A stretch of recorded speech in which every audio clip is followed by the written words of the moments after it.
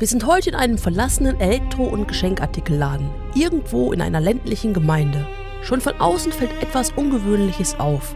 Der Laden ist noch vollständig eingerichtet. Geräte, Geschenkboxen, Zubehör, alles steht noch so da, als wäre der letzte Verkaufstag erst gestern gewesen. Nebenan das ehemalige Wohnhaus der Betreiber, ebenfalls seit Jahren verlassen. Inzwischen ist das gesamte Grundstück mit Polizeiband und Zäunen abgesperrt. Und damit stellt sich die zentrale Frage, was ist hier passiert und warum wurde ein vollständiges Geschäft mitten im Alltag einfach stehen gelassen? Einen wunderschönen guten Morgen hier von der Tankstelle. Eine ganz spontane Lost Place Tour wird das. Wir haben gerade unsere Kameraausrüstung eingepackt, ganz schnell. Eben schnell noch eine Powerstation reingeschmissen. Anja holt jetzt gerade schnell was zu frühstücken. Ich tank Bärbel und dann geht's los.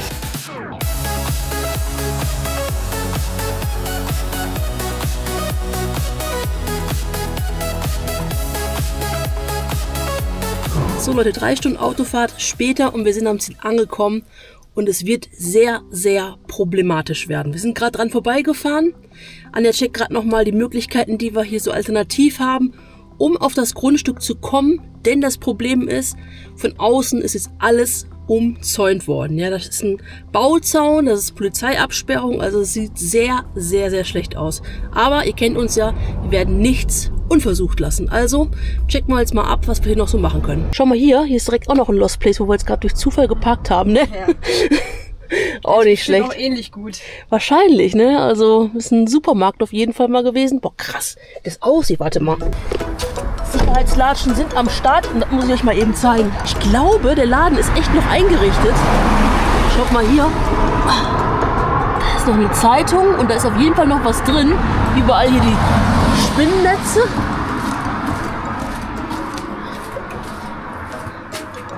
Der ist ja wohl mal schon ultra lange verlassen, oder was meint ihr? Guckt euch das mal hier an. Hier, diese Spinnennetze.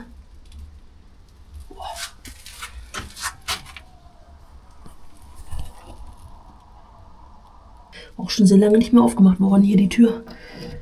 Ja, das war ja irgendwie auch klar, ne? Dass es zu ist. Krass.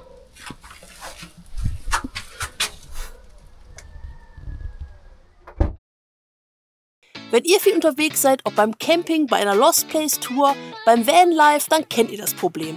Der Strom ist meist immer genau dann leer, wenn man es überhaupt nicht gebrauchen kann. Und genau für diesen Fall haben wir heute etwas Neues dabei, was uns künftig bei unseren Lost Place Touren helfen wird. Die Enka Powerstation Solix C1000 Generation 2. Bevor wir euch gleich zeigen, was die Powerstation alles kann, kommen wir zu den 2 Dingen, die sie sofort von anderen Powerstationen unterscheidet. Erstens, die 49-Minuten-Ladung. In dieser kurzen Zeit bekommt ihr keine andere Powerstation bei dieser Kapazität wieder voll. Kurz an die Steckdose und in nicht mal einer Stunde habt ihr die 1024 Wattstunden wieder voll. Das ist natürlich perfekt, wenn man spontan los will oder nur eine kurze Ladepause einlegen möchte. Zweitens, die Leistung. Die C1000 Gen2 liefert 2000 Watt Dauerleistung und 2400 Watt über Searchpad. Damit könnt ihr wirklich nahezu alle Geräte laden, die ihr unterwegs braucht. Sei es der Ventilator, der Wasserkocher, die Drohne oder die Kamera. Für alle, die campen oder mit dem Van reisen, kommen jetzt die Punkte, die im Alltag extrem wichtig sind. Man kommt irgendwo an und will all seine Sachen laden. Mit der Enka Solix C1000 Generation 2 habt ihr einfach so viele Möglichkeiten, eure Geräte zu laden, dass ihr definitiv nie wieder irgendwelche Probleme haben werdet, ein Gerät nicht zu laden. Die Powerstation verfügt über 9 Anschlussmöglichkeiten. Das ist natürlich der absolute Wahnsinn, denn ihr habt nicht nur 4 Steckdosen, ihr könnt auch direkt USB-C und USB-A-Geräte laden. Das heißt, Handy anschließen, gar kein Problem. Dann haben wir noch ein Handy, auch anschließen, auch gar kein Problem. Unsere Kamera lädt auch per USB-C, kann auch direkt aufgeladen werden. Und zeitgleich können wir hier auch noch Geräte betreiben mit einem Stecker. Also ihr müsst nie wieder irgendwas abstecken, weil ihr was anderes laden wollt. Hier sind einfach genug Lademöglichkeiten schon vorhanden. Die Powerstation ist 14% kleiner und 11% leichter als vergleichbare Powerstations. Und das merkt man wirklich bei dem Gewicht. Die Powerstation verfügt über ein UPS-System. Das ist besonders im Alltag ein richtiger Gamechanger. Denn kommt es mal zu einem Stromausfall und ihr habt an dieser Powerstation zum Beispiel einen Computer angeschaltet, dann geht das nahtlos innerhalb von 10 Millisekunden weiter. Heißt, ihr habt keinen Stromausfall mehr mit euren Geräten. Technisch gesehen ist die Powerstation auf einem richtig hohen Niveau. Verarbeitet sind LFP-Zellen. Das sind die langlebigsten Batteriezellen bei Powerstations. Ihr könnt damit 4000 Ladezyklen machen und das Ganze hält 10 Jahre. Dazu natürlich noch Temperaturüberwachung und ein robustes Design mit diesem Unibody, das auch wirklich mal Stöße ab kann. Und wenn ihr Solar nutzen wollt, bis zu 600 Watt Solareingang sind möglich und damit ist die Powerstation in 1,8 Stunden komplett wieder aufgeladen. Somit seid ihr auch vollkommen autark unterwegs. Bedienen könnt ihr die Powerstation ganz einfach über das Bedienfeld und über die App. In der Anchor-Solix App könnt ihr den Verbrauch in Echtzeit sehen, Ausgänge steuern und Energieprofile anpassen. Die Verbindung läuft über Bluetooth oder WLAN und dazu ist sie extrem leise. Unter 200 Watt Last läuft sie bei nur 20 Dezibel. Praktisch unhörbar. Ideal fürs Campen, beim Schlafen im Van oder bei Filmarbeiten. Die Kombination aus 49 Minuten Laden, 2000 Watt Leistung bei all den vielen Anschlussmöglichkeiten, die man bei dem Gerät hat, zusätzlich noch eine langlebige Technik und ein robustes Design machen die Anchor-Solix C1000 Generation 2 wirklich zu einer Powerstation, die ideal ist für all diejenigen, die unterwegs viel Strom brauchen. Schaut gerne mal in die Videobeschreibung, dort findet ihr alle Informationen zu der Powerstation. Und jetzt würde ich sagen, geht's weiter mit dem Video. So, wir machen uns dann mal fertig, lassen den Wagen am besten hier stehen und dann werden wir zu Fuß mal eben nochmal zurücklaufen und uns das Ganze mal ein bisschen genauer anschauen. Haben wir jetzt ja gerade nur gesehen beim Vorbeifahren. So, zur Feier des Tages haben wir dann auch mal Schuhe angezogen, Leute. Sollen ja nicht so auffällig durch die Gegend laufen mit unseren Latschen, ne? Da müsste man ja schon richtig kackendreist sein, den Zaun dann wegzumachen und dann da reinzugehen lassen. Das denke ich mir auch gerade. Oh, die haben wir noch richtig gut fixiert. Hier mit so einer... Ach, kannst du gar nicht mal. Das kannst du noch niemals wegziehen. Komm. Schwierig. Ihr seht es ja, Leute, ne? Wie es hier aussieht. Hier links ist eine Villa. Richtig schön und richtig schön verlassen. Und hier rechts daneben ist noch mal so ein Laden. Und die beiden Sachen gehörten zusammen, Anja? Ja. Und der ist auch noch eingerichtet. Ja, na klar. Ist das der Wahnsinn, Leute. Das ist ein Elektrospezialist mit der ganzen Elektroware, die da noch drin ist. Ich fasse es nicht. Und schaut euch bitte mal an, wie krass verlassen dieser Laden aussieht, oder? Wahnsinn.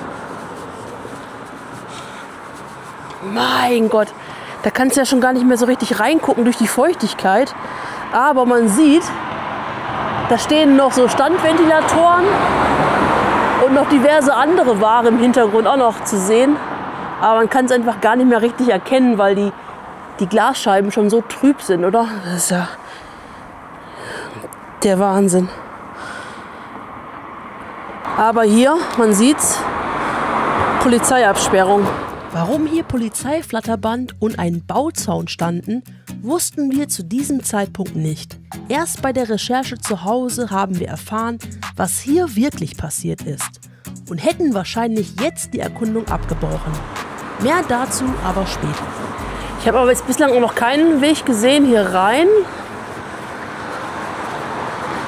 Vielleicht hier war der Eingang. Hier links. Ja, könnte sein. Könnte sein, oder? Das könnte der Eingang gewesen sein. Echt schwierig, ne? Zumal man wirklich nicht irgendwie... Das musst du bei Nacht machen. Ja, bei Nacht auch über den Zaun und dann gucken, ob man da irgendwie reinkommt. Aber die Polizei... Also was heißt Nacht? Also in der Dunkelheit auf jeden Fall. Aber die Polizei hat sehr gut fixiert, ne? Und ja. Das nächste Problem ist natürlich halt im Dunkeln, kannst du da halt auch nicht leuchten, ne? Also gerade in dem das ist das Problem, Elektroladen, ne? Das siehst du sofort, ne? Mann, ist das ärgerlich. Aber du kommst auch echt 0,0 irgendwie nach hinten rein. Ich habe gerade noch ein bisschen darauf geachtet, bei den Nachbargrundstücken, ob du da irgendwie nach hinten kommst, aber die haben alles immer eingezäunt, also da kommst du nicht nach hinten. Ich guck mal, ob man von diesem Durchgang da, weißt du, der da war? Ich glaube nicht. Das ist echt ärgerlich, ne? Da sind wir jetzt 3 Stunden hingefahren. Kommst durch den Durchgang quasi hinten in den Garten rein. Und man könnte rein theoretisch, guck mal von hier. Hier ist, ich weiß nicht, ob hier ein Weg ist oder sowas, aber das ist das hier. Dass man vielleicht mal hier den Weg entlang läuft und dann mal guckt, ob man vielleicht nicht von hinten eben wieder rankommt. Guck mal, hier ist der nächste Lost Place. Auto steht noch da. Ja, in Belgien brauchst du ja nicht weit zu laufen. Ne? Haus sieht verlassen aus, dahinter. Ist auf jeden Fall noch eingerichtet. Ja, eingerichtet definitiv.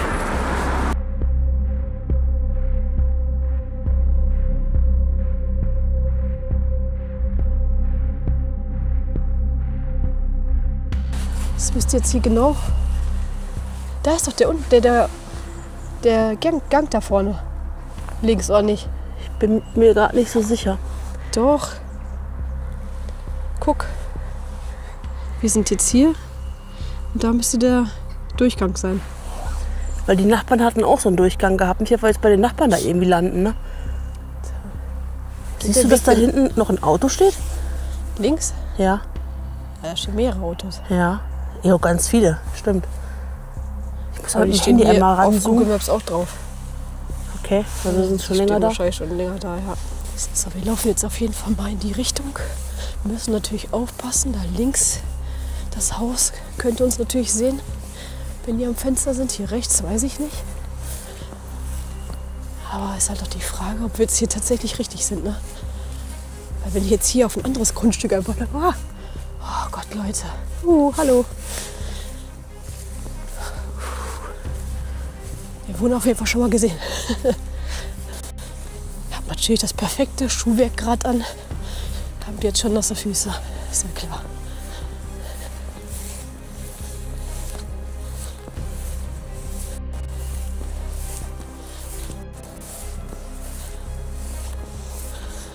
So, hier müssen wir ein bisschen aufpassen, dass wir hier nicht gesehen werden. Oh Gott, hier sind überall Häuser.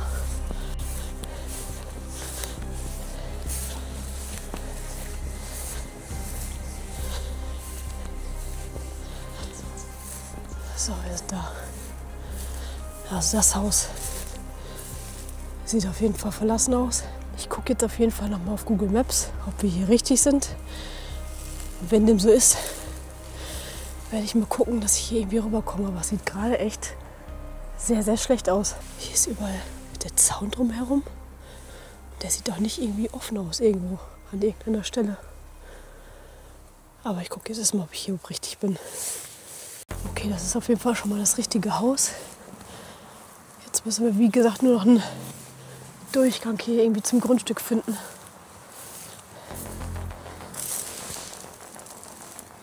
Oh, schwierig. Sehr schwierig.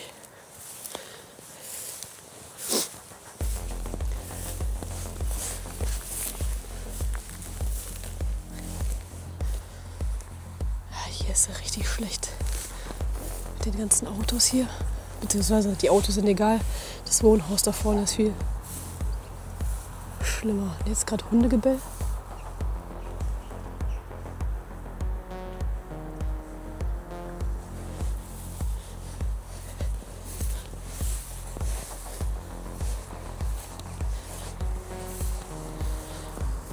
Guckt euch das mal an.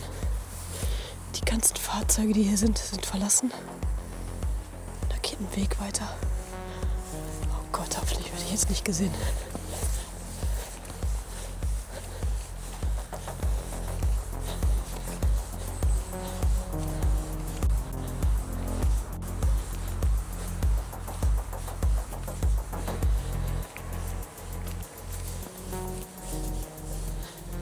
Wir sind drauf, Leute.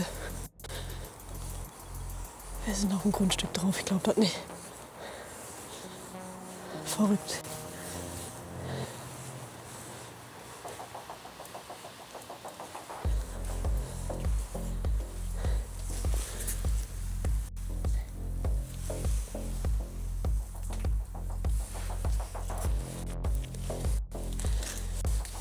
Hier geht's ins Wohnhaus rein. Perfekt. Sehr geil. Heißt, ich werde jetzt Sabrina Bescheid geben. Ich werde mir jetzt hier irgendwo kleines Plätzchen suchen, wo ich warten kann. Ich werde ihr Bescheid sagen, dass sie die Sachen holen kann. Und Und dann kommt sie hoffentlich nach.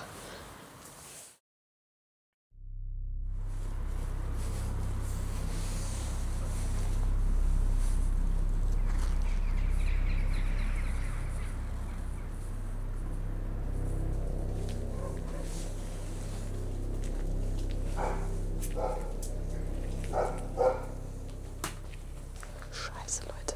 Der Hund bellt ohne Ende.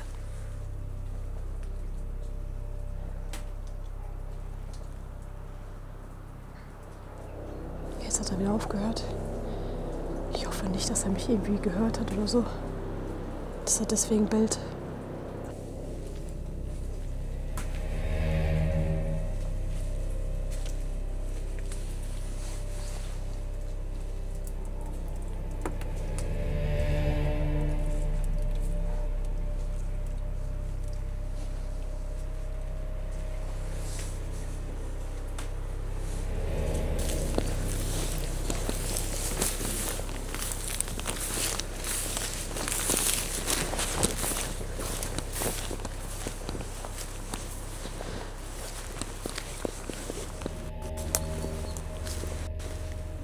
So Leute, ich muss mich jetzt nochmal hier verstecken. Ich stand nämlich jetzt gerade die ganze Zeit im Haus und dann habe ich irgendwas von der Seite gehört. Also links von den Nachbarn, also einmal von vorne, von der Straße und dann links nebenan bei den Nachbarn irgendwo kommt oder so. Kann ja auch sein, dass die da einfach gerade irgendwas am Machen sind und mich gar nicht gesehen haben oder so. Aber sicherheitshalber verstecke ich mich jetzt hier lieber, solange bis Sabrina kommt und dann schauen wir mal weiter. Super aufregend hier schon wieder. Super aufregend. Ich habe extra meine Cappy abgenommen, weil die so blau ist. Ja. Was heißt das? Ja.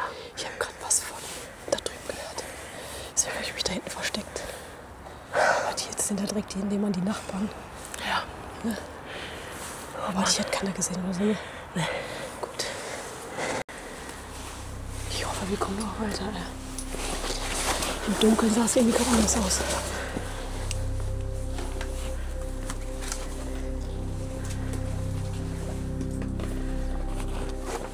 Hier direkt vorne noch ein Bild. Vielleicht von den beiden ehemaligen Bewohnern. Was war das da gewesen? Die Küche? Waschecke, ja. Ah, hier ist auf jeden Fall so eine Art Lager gewesen. Mit einem fetten Kühlschrank. Oh ja, ganz alter Retro-Kühlschrank. Geht gar nicht mehr auf. Nee, aber vielleicht ist auch abgeschlossen. Töpfe sind auf jeden Fall noch da. Ja, das ist ein Abstellraum halt, ne? Mhm. Für alles Mögliche, ne? Auf jeden Fall.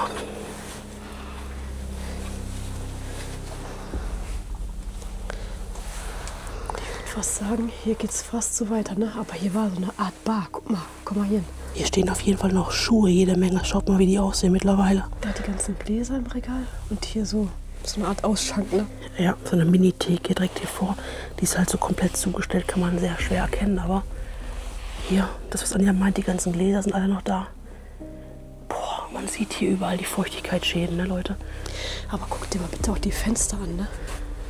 Ja. Das ist ja auch das, was wir gerade von außen gesehen hatten. Das stimmt, ja. Richtig heftig. Hier ist ein Schreiben aus dem Jahr 1999. Und hier der ganze Raum, wie man sieht.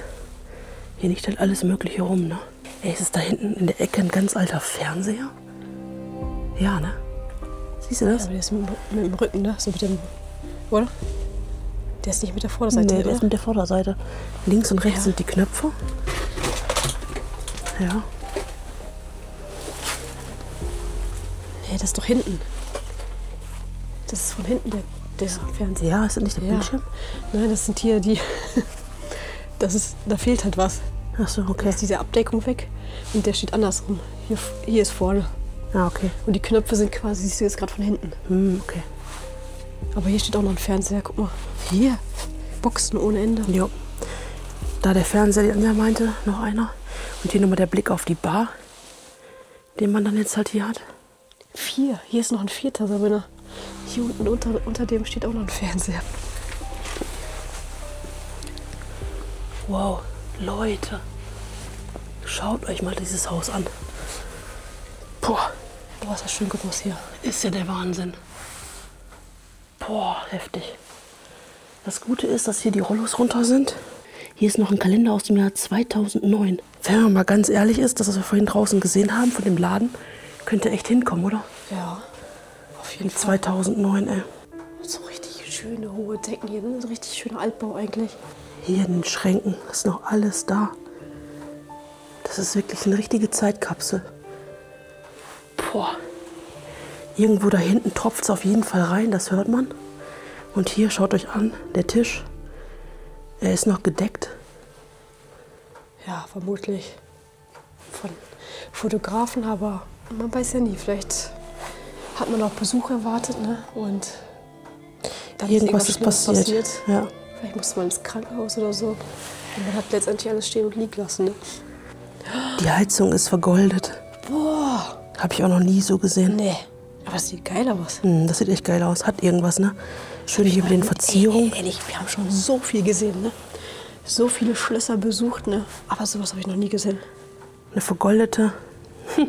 Ja, vergoldet ist ja eine Sache, ne? Aber guck dir mal bitte diese ganzen Verzierungen da an der Heizung an. Die war definitiv. Wie teuer ist das denn? Sehr, sehr teuer gewesen, die Heizung. Hier oben auch noch ein schöner Kronleuchter, wie man sieht. Sehr, sehr schön. Hier der Schrank auch richtig, richtig schön. Schaut euch mal an, wie schön der ist. Schön, richtig aus massivem Holz. Der war auch mal richtig teuer gewesen. Ja, alles, was die hier hatten, war, glaube ich, so irgendwann mal so richtig teuer, ne? Also das mit dem Messer finde ich jetzt ein bisschen eigenartig hier. Oh, jo. Das ist nicht so geil. Nee.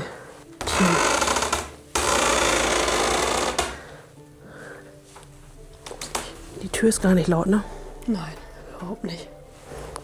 Hier im Wohnzimmer tropft es halt richtig, richtig rein. Sehr schöner Kamin hier.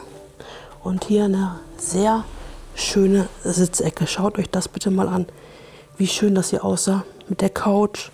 Ich finde jetzt nicht so pompös wie der Rest eigentlich, ne? So die Findest du? Couch, oder? Findest du? Ja, doch, finde schon. Das ist Das schon passt relativ. hier rein, ja, aber es ist nicht so pompös, sage ich jetzt mal, wie zum Beispiel der Kronleuchter und die Heizung und Tisch mit Stühlen und so, ne? Also es ist eher so einfach gehalten. Hier oben ist auf jeden Fall auch nochmal ein schöner Kronleuchter. Das ist wieder zur Weihnachtszeit verlassen worden hier. Oder was ist das? So Weihnachtskugel, ne? Kann man leider nichts mehr drauf lesen. Hier ist noch ein Zettel drin. Ach, da steht nichts drauf. Und schaut euch mal an, wie das hier am Tropfen ist, Leute. Richtig, richtig heftig, ey. Alles komplett nass. Richtig, richtig nass. Ja, vor allem wird es nicht mehr lange dauern. So wird irgendwann die Decke runterkommen, ne? Ja. Also komplett runterkommen.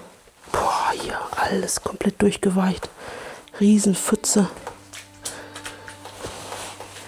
Und hier der Fernseher. Der war schon ein bisschen moderner. Boah, guck dir mal diesen Klopper von Schrank an, bitte. Der ist fast so hoch wie der ganze Raum hier. Ja, Und der ist schon echt hoch. ja, Also super wenn man massiv. bedenkt, so ein Altbau, ich weiß nicht, wie hoch die Wände sind, 3,50 Meter oder so. Denke ich, ja, doch, die ist. Der Schrank ist auch, denke ich mal, so 3 Meter hoch. Boah, und komplett gefüllt mit Büchern, ne? Ein altes Foto liegt in meiner Hand. Vergilbte Farben, verblasstes Band. Die Zeit, sie fliegt, ich bleib hier stehen. Hab so viel gesehen, so viel geschehen. Ein Blick zurück, ein Lächeln, ein Schmerz. Erinnerung schlägt Wellen tief in meinem Herz. Die Jahre vergehen, doch sie bleiben hier in jedem Moment. Schaut mal da oben, hier sind überall Kreuze. Das siehst du wirklich überall. In Belgien, in Frankreich. Ja, Und sehr bei uns gläubig. in Deutschland, also da ist es eher weniger der Fall, ne? So, dann gehen wir mal weiter. Oh, ist die schrecklich die Tür. Hier ist der Haupteingang.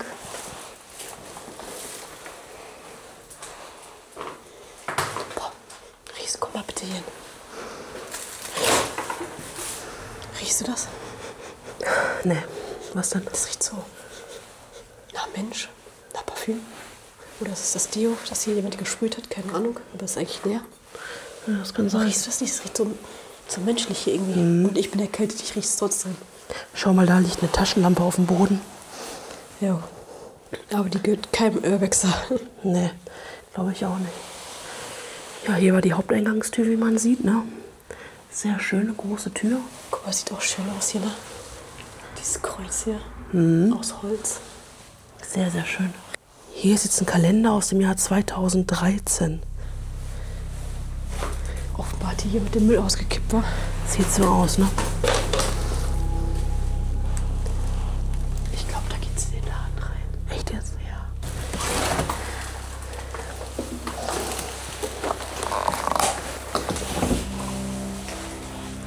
Müssen halt auch echt aufpassen mit dem Licht halt jetzt, ne? Wenn wir jetzt in den Laden wirklich rein können. Oh ja, können wir. Keine Taschenlampe. Können wir keine Taschenlampe anmachen, Leute.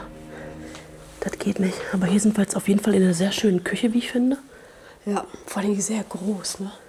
Ja. Richtig groß. Guck mal, hier liegt noch ein Taschenkalender von 2020.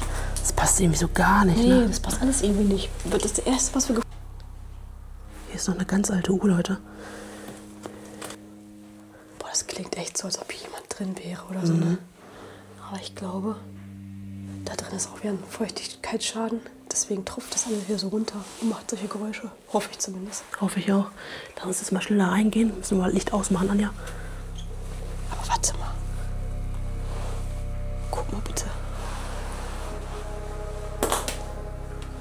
Das sind doch Fußabdrücke, die frisch sind. Ja. Ja, oder? Ja.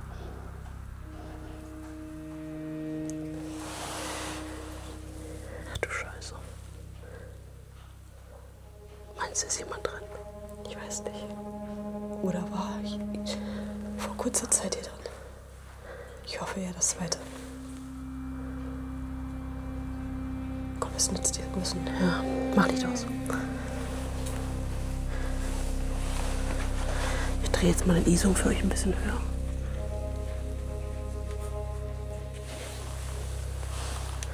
Und Anja filmt noch zusätzlich mit der DJI.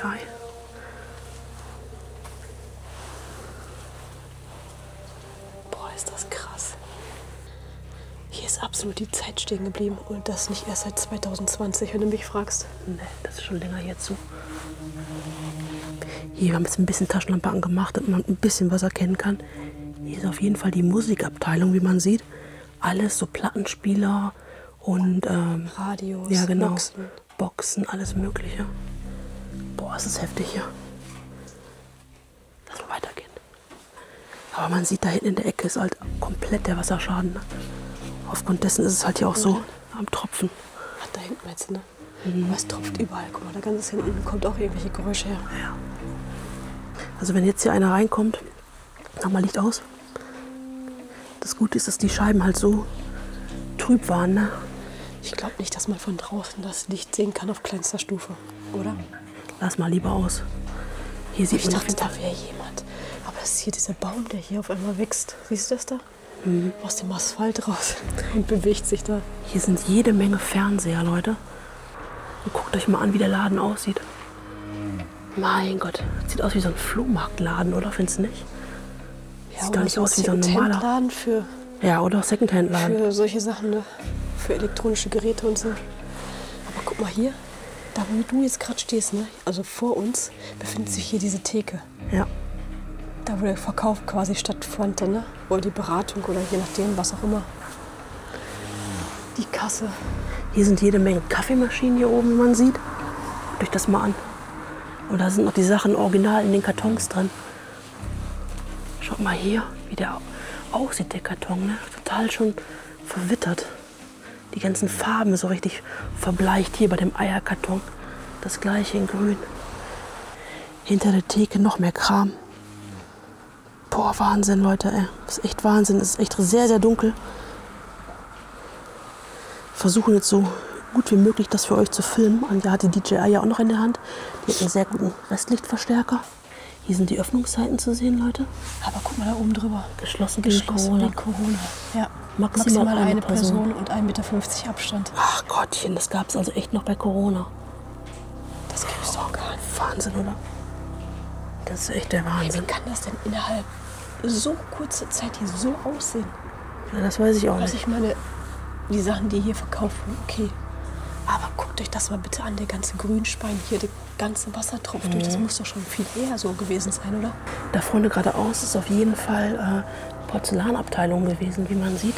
Aber wir gehen jetzt besser nicht hier rum, sondern wir gehen besser da hinten entlang. Es ist jetzt zwar komplett dunkel für uns gerade, muss echt auf dem Display gucken, wo ich hinlaufe. Ne? Das ist echt deutlich heller als es in Wirklichkeit gerade ist. Pass auf, hier liegen jede Menge Sachen an, ja. Ja, ich versuch's. Schaut euch das mal hier an. Oh, sorry, pass auf. Ach du Scheiße. Hier ist so ein Stützbalken. Der stützt aber gar nichts Ich bin mehr. jetzt hier gegen so ein Gummiding gekommen. Und der Stützbalken, der stützt einfach gar nichts mehr. Aber der hat sich jetzt gerade bewegt. Ach du Scheiße. Der ist halb umgekippt. Ja. Also der ist jetzt so zur Seite gekippt. Boah. Ich mich jetzt erschrocken. Ich dachte, das Ding kommt jetzt runter. Ja, das habe ich jetzt aber auch gerade gedacht. Geh mal schnell weiter. Ja, ich muss hier aufpassen, weil es ist nicht so leicht, hier lang zu laufen. Wir gehen zurück auf jeden Fall den anderen Weg. So Leute, hier mal ganz schnell einmal kurz geleuchtet hier mit ein bisschen Licht. Die ganzen Kerzenständer, wie man sieht. Alle noch da. Hier auch jede Menge Deko, die hier überall rumliegt. Ja, es ist echt schwierig. Mit dem Licht wirklich sehr, sehr schwierig. Draußen wird es halt auch schon langsam dunkel. Dementsprechend ist halt schwierig, das jetzt hier für euch so zu filmen, dass man das noch gut erkennen kann. Ja, schaut mal hier. Hier sind überall Kisten. Also hat es hier schon angefangen reinzuregnen, als der Laden offenbar noch in Benutzung war. Hier ist einfach eine einzige Tropfsteinhöhle, ne? Wirklich.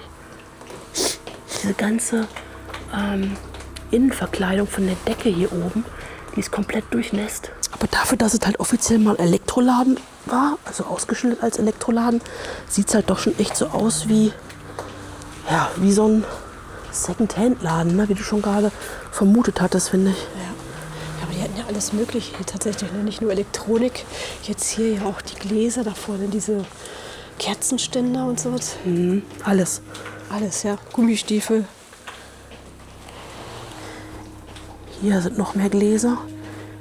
Ganze Porzellan- und Glasabteilung halt hier so offenbar, wie man sieht. Vielleicht hatten sie auch noch so einen Ausverkauf gemacht, dass das deswegen hier so zugestellt ist. Weißt du, was ich meine? Dass sie noch irgendwie hier so, weiß ich, die Lager leer räumen wollten. Und einfach die ganze Lagerware einfach hier reingestellt haben, noch zusätzlich. Krass, Nicht, ne? dass man uns sehen kann, aber trotzdem. Ich bin mir halt nicht sicher, keine Ahnung. Ich glaube nicht, ehrlich nicht. Es ist so beschlagen draußen. Hast du eigentlich mal gesehen, dass hier überall so Zahlen draufstehen? Vielleicht Verkaufsposition, dass sie wissen, Ja, ne, glaub welche ich auch. Nummer, was für ein Wert. Glaube ich nämlich auch, weil wer gibt denn 1050 Euro für so einen Teller aus oder 2000 Euro für so eine Vase? Das kann ja nicht sein, das glaube glaub ich auch nicht. Ich glaube, dass der sich das wahrscheinlich aufgelistet hat oder so. Glaube ich auch. Und dann so ein Katalog, den er nachgucken konnte, ne? Ja, genau. Hier geht's ins Lager. Ach Gottchen. Boah, kommst Das du ist ganz komplett voll, oder? komm rein. Guck dir das mal an. Wie das hier aussieht, ey. Ach du Scheiße. Hast du nicht gerade irgendwas vom Ausverkauf gesagt? Also, nee. Wow. Hier waren auch noch so große Sachen, ne? Guck mal, die Waschmaschinen da hinten, Trockner. Das ist so voll, Leute, man kann hier gar nicht laufen. Hier vor uns ist einfach alles komplett zugestellt. Könnt ihr das sehen? Das ist heftig, ehrlich. Es war wirklich bis unter die Decke gestapelt, die alles. Lass uns jetzt nicht hier am Stützbalken vorbeigehen. Lass uns wirklich hier den Weg nehmen, Scheiß drauf. Ich glaube nicht, dass man uns von außen sehen kann. Aber dann können wir hier noch mal ein paar Aufnahmen machen und wir haben nicht dieses Risiko, dass da gleich die Wand runterkommt, die Decke runterkommt. Ja, komm, man muss aufpassen, dass jetzt kein Auto kommt. Ich glaube nicht, dass man das sieht, aber da ehrlich nicht. Bleib stehen. Wenn ein Auto kommt, bleiben wir mal stehen, okay? Ja.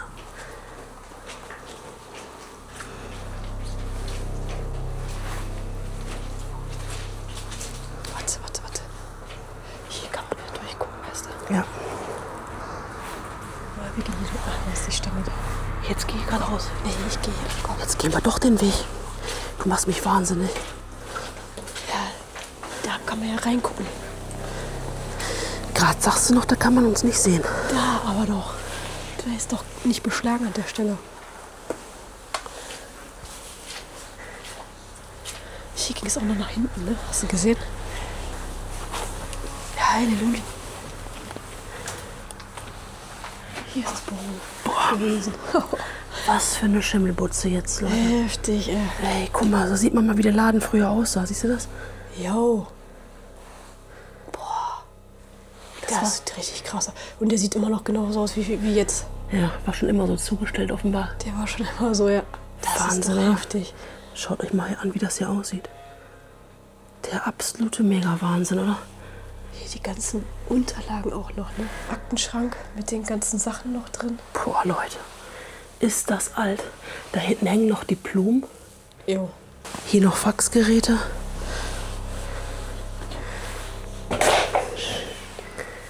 Boah. Und so sah das Ganze mal aus, Leute. Ist das krass? Ist das krass, ey. Schaut mal, hier ist noch an der Tapete vorbei ein Kalender aus dem Jahr 1999.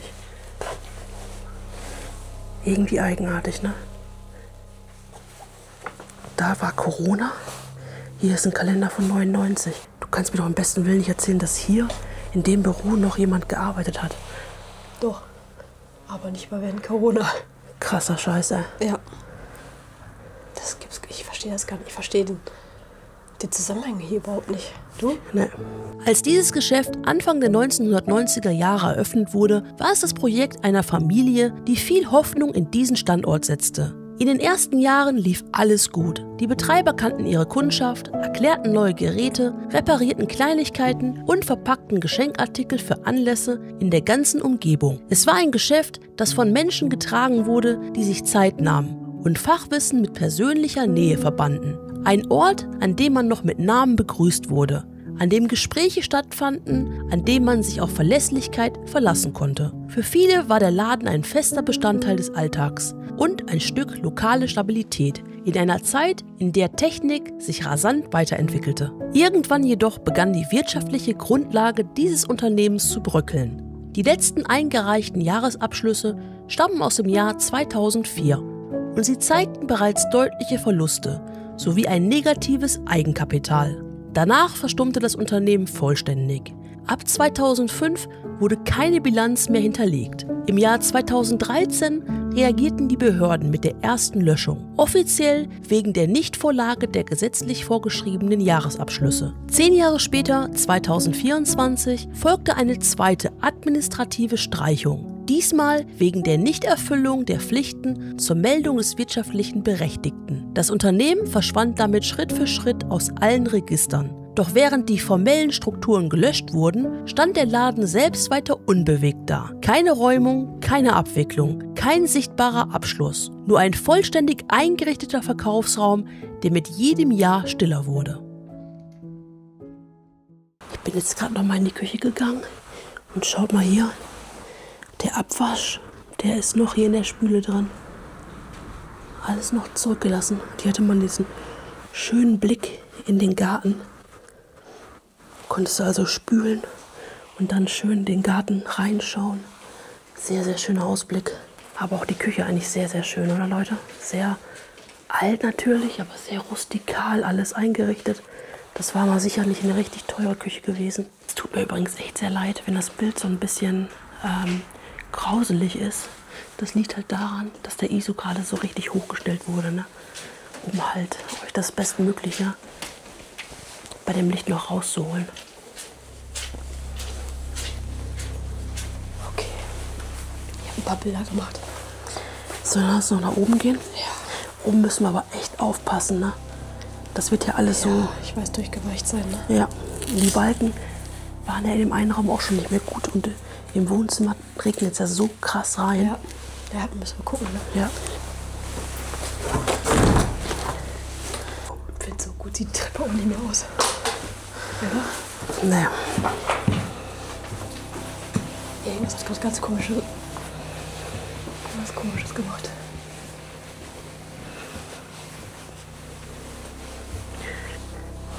Boah, es ist gruselig. Guck dir das mal an, oder? Hier direkt so eine Maria, ne? Unheimlich, ehrlich. Ob der das selber hier war? Guck mal. Was meinst du? Boah, schwierig. Ist ein Foto auf jeden Fall.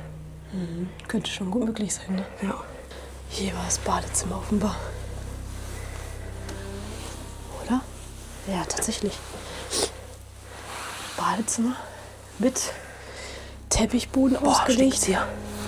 Und sehr, sehr großes Badezimmer, ne? Gut, dass du nichts riechst, ey. Das stinkt voll. Unten habe ich was gerochen, aber hier jetzt irgendwie nicht mehr so richtig. Oh, das stinkt so richtig, Leute, hart, ey. Richtig eklig. Müssen halt echt ein bisschen aufpassen mit dem Licht. Anja hat mal ihre Taschenlampe ausgemacht. Denn da drüben ist nämlich direkt das Fenster. Da hinten war der Alibert, ne? Da hinten war der Alibert, dann ein BD. Und dann ging es rechts rum in so eine Abstellkammer mit einem Boiler. Und wo geht's da lang? Guck mal. Ja, ich denke, da kommst du wieder aus. Nein, hier ist zu. Okay, dann ist da eine Toilette. Da ist ein Toilettending, Toilettenrolle. Lass mich einmal gucken da. Aber eigentlich nicht schlecht, die Aufteilung, ne? Sehr beengt hier alles, Leute. Hä? Das ist ein riesengroßes Bad. Ja, aber sehr enge Wege hier. Hier ist so ein BD. Boah, das mufft, ey. Guckt euch das mal an, hier die ganzen Rohrleitungen hier mit dem Boiler. Und hier im Alibert, man sieht, es ist alles noch da, ne? Alles noch komplett zurückgelassen. Inklusive der Waage, oh, direkt mehrere. Und diesem muffigen BD. Das Positive ist, wenn wir gleich rausgehen, wird es hoffentlich schon ein bisschen dunkler sein. Ja, es wird ja jetzt schon langsam dunkel. Also ich fand das Badezimmer schon echt schön, ne? Also jetzt bis auf den Teppich jetzt, aber von der Aufteilung her finde ich es sehr schön. Was ich nur komisch finde, ist, dass da oben wie so ein Baustrahler ist, ne? Ja. Mit einem Bewegungsmelder. Ja. Vielleicht extra dafür, damit man einfach reinkommt und Licht hat. Das könnte sein oder vielleicht nachträglich gekommen, damit, wenn man halt hier reinkommt, Licht angeht. Vielleicht hatten die ja schon Als Abschreckung, meinst du das? als Abschreckung.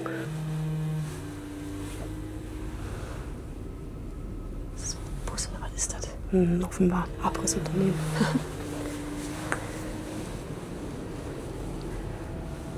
Hört sich so an, als wenn er direkt hier vor der Tür hält. Ja. Der Bus. Der Urbex-Bus kommt. Ja. Guck dir das an, Sabrina. Das Schlafzimmer. Wow. Das ist ja echt super Zustand, ne? Im Vergleich zu dem Rest, was wir gerade gesehen hatten. Ne? Ja. Mein Gott, hier überall noch ein paar Bilder.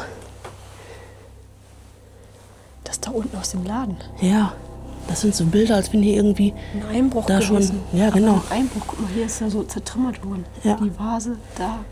Alles so ein bisschen durcheinander, ne?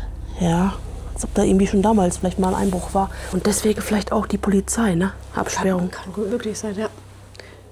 Kann echt gut möglich sein. Aber schaut mal hier, eine schöne Ecke zum Sitzen hier. Im Schlafzimmer. Sehr schöne Möbel, ne? Aber auch sehr ungewöhnlich sowas, ne? Aber auch hier spiegelt sich das natürlich alles wieder, was wir unten schon gesehen hatten. Dieser Spiegel hier, ne? Mit den ganzen Verzierungen. Sehr schön, guckt ihr das mal jetzt an. Aber hier mit dem Schlafzimmer, das sieht ja mal richtig geil aus, ey. Guckt euch das mal an, Leute. Ist das mal eine 10 von 10, oder? Richtig schön, ey. Fast in jedem Raum haben die hier einen Kronleuchter gehabt im Wohnraum. Ich glaube, der Laden von denen, der lief mal richtig gut, ey. Hier noch die Jacken, wie man sieht. Hier ist noch ein Schlafzimmer. Schon so zugestellt, beziehungsweise kriegst du nicht auf wie den Teppichboden hier. Ja, sehr schön. Bisschen schlichter als drüben. Guck mal, da ist er wieder. Auf dem Bett. Warte mal, ich muss gucken, ob ich hier laufen kann. Was ist denn da? Ja, guck doch. Das ist doch der Ausweis. Ausweis, EC-Karte und irgendein Zertifikat. Ach, krass. 12.06.38 ist die Person hier geboren. Und offenbar vielleicht hier. Ne, ist eine Garantie. Eine Garantiekarte ist das. Garantie. Aber das ist der Ausweis. Und da ist die EC-Karte. Mastercard sogar. Die Mastercard, die bis 2020 gültig war. Jo. Das ist so verrückt, dass das alles hier zurückgelassen wurde, ne? Ja. So Leute, jetzt kommen wir, glaube ich, in den gefährlichsten Raum von allen. Oh ja. Hier ist ein Schlafzimmer. Und hier ist auf jeden Fall, da oben, seht ihr das? Da kommt das ganze Wasser rein. Boah. Also hier können wir definitiv nicht mehr rein, aber man sieht auch hier Kronleuchter am Start. Also wie in jedem Raum wirklich, ne? Sehr, sehr schön eigentlich. Guckt euch das mal an. Schöner Raum. Hier noch die Anziehsachen. Und da unten liegt noch ein Stofftier. Ja. Ach, guck mal, hey. Das ist aber auch noch mal ein Bett oder was? Nee, das ist ein Solarium. Solarium, ja. Ich dachte, das wäre ein Bett, so ein Das Hochbett Solarium. oder so. Das ist Solarium. ein Solarium hier hinter. Wahnsinn, ne? Hey, aber alles so zugestellt, zugemüllt, ne? Aber ich glaube, der Laden, der lief mal richtig, richtig gut. Ja, na klar. Diese ganzen hochwertigen Möbel, die waren damals ja richtig scheiße teuer, ne?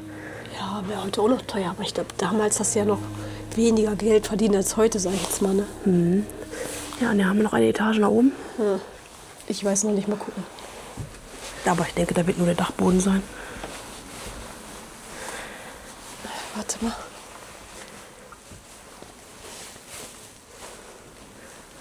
Ja. Ich weiß noch nicht so ganz genau. Ich weiß noch nicht, ob wir hier laufen sollten, Sabrina. Nimm mal die DJI und film ein bisschen damit. Ja, hier ist nix. Hier ist nichts mehr. Abstellraum nur, ne? Ja. Richtiger Dachboden, ne? Ja. Warte, ich filme es mal ein bisschen, aber hier ist nicht mehr viel. Hier ist eigentlich fast komplett leer. Hier sind noch so Lampenschirme, die komplett eingepackt sind. Und hier auch nochmal ein Raum mit ein paar Kartons drin. Aber auch nichts Besonderes. Aber schon ein geiles Haus hier, ne? Sehr, sehr geil. Wenn wir jetzt hier noch rauskommen, ohne dass das Haus einstürzt und wir erwischt werden, ist es noch geiler. Ja, das wäre perfekt. Hey, jetzt wollten wir gerade unsere Sachen wegräumen und schaut mal bitte, was ist denn das hier bitte für ein Buch? Also,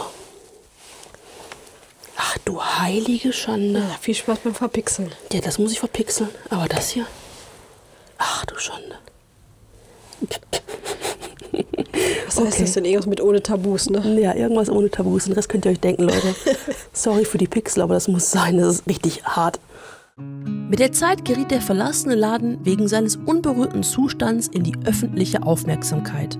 Die Bausubstanz verfiel zunehmend. Feuchtigkeit arbeitete sich durch das Gemäuer und einzelne Bereiche wurden instabil. Dass sich Personen unerlaubt Zutritt verschafft hatten, verschärfte die Lage. Marode Böden, Einsturzrisiken und brüchige Strukturen machten das Gelände zu einem gefährlichen Ort. Schließlich reagierte die Gemeinde. Die Polizei sperrte das Grundstück ab und ließ Zäune errichten, um den Zugang zu unterbinden und die Unfallgefahr zu begrenzen. Während wir später im Zuge des Videoschnitts weitere Recherchen durchführten, stießen wir auf Informationen, die irritierten. Dort wurde behauptet, das Geschäft sei seit 20 oder sogar 30 Jahren geschlossen. Gleichzeitig hatten wir im Ladenlokal Hinweise aus der Corona-Zeit gefunden. Spuren, die frühestens ab 2020 entstanden sein könnten. Eine zeitliche Diskrepanz, die Fragen offen lässt und andeutet, dass die tatsächliche Geschichte dieses Ortes womöglich anders verlief, als es heute kommuniziert wird.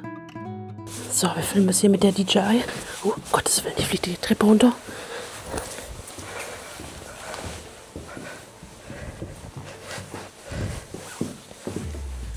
Warte, ich mache meine Taschenlampe an. Oh Gott, ist das unheimlich. Ja.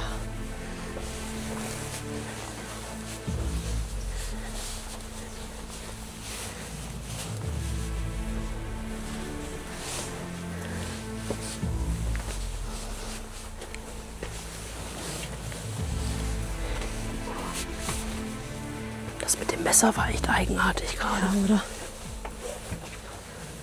Das hätten wir eigentlich mal besser mitnehmen sollen.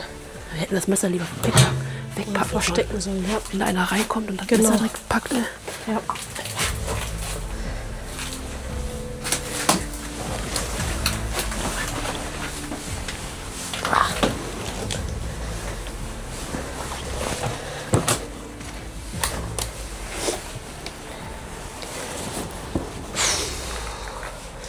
Okay, das haben wir schon mal geschafft. Ja, aber so dunkel ist es leider doch nicht. Nee, Wie leider gehofft. Hier,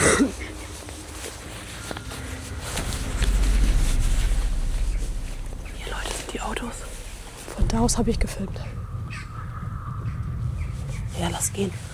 Ist scheißegal auf die Autos. Kein Bock erwischt zu werden. Hier ist doch keiner. Kannst du ruhig filmen.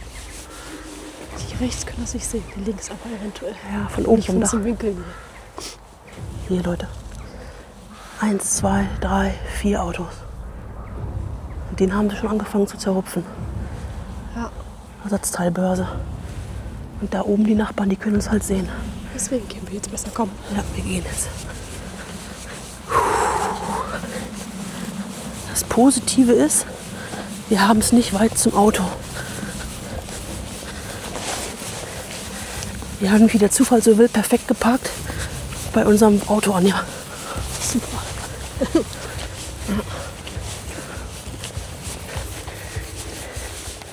Was ist eigentlich meine Schuhe? Die sind nass, ne? Die sind klitschnass, ehrlich. Ich habe zum Glück die Scheiß Schuhwahl, ehrlich. wasserdichten Schuhe von Revolution Race an. Wenn du davon ausgehst, du suchst einen Lost Place, der ganz easy ist, du gehst einfach rein. Naja, kommt immer meistens anders, ne? Wir wussten ja halt auch nicht, dass da jetzt der Zugang vorne nicht möglich ist. Ja, woher auch, ne? Das wäre so einfach gewesen eigentlich, ne? Ja. Eigentlich ja, aber es war nicht verkehrt, sag ich es mal so, ne?